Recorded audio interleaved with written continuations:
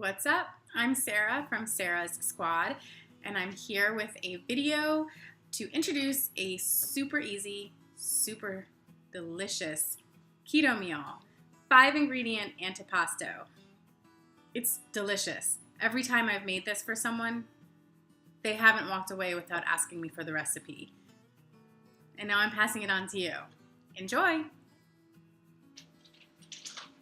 This is a ridiculously easy keto recipe that's even more delicious than it is easy. All you need, some salami. This is 4 ounces, but I might not even use all of it. You need, let's see, this is 16 ounces of mozzarella cheese. I like to get the cube because it's easier for me to slice. You've got Artichoke Hearts. This is from a 14-ounce can. And you have like 2.25 ounces of sliced black olives. And then the Olive Garden Italian dressing. You can use whatever Italian dressing that you like, but this one's the best. And I don't have an exact measurement for the dressing because I eyeball it. Obviously, the rule of thumb, start with less because you can always add more to your taste. Let's get started.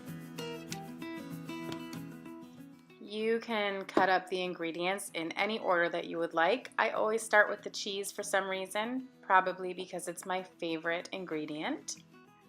You'll see here in just a minute that I am clearly not a master chef.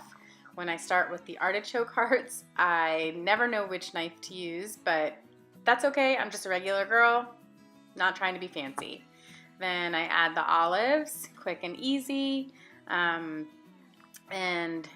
carve up the salami. I've also used hard salami links. I find these to be easier and tastier. So then I mix it all in, mix it all around.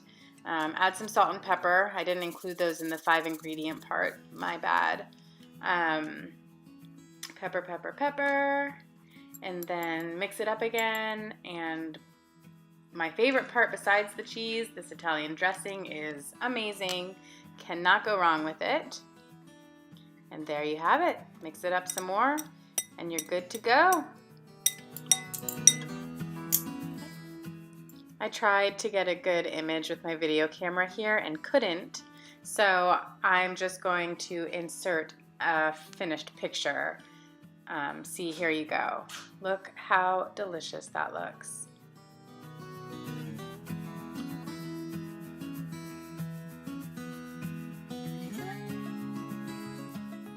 Told you it was super easy, so go get you some.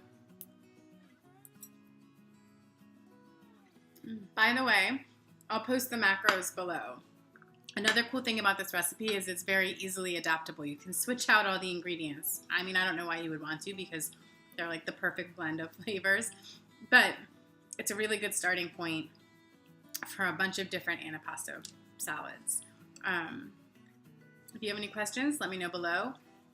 Maybe consider subscribing. See you next time. Bye.